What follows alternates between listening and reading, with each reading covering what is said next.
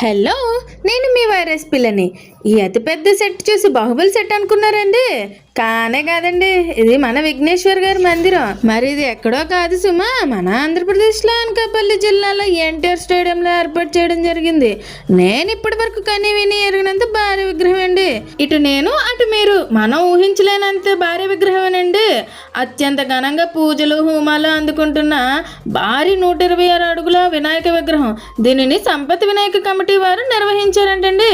ప్రజలు ఇబ్బంది పడకుండా, ఎటువంటి తోపులాట్లు జరగకుండా చాలా చక్కగా అందరినీ కంట్రోల్ చేస్తూ ప్రతి ఒక్కరికి దర్శనం అయ్యేలా చూసుకుంటున్నారు.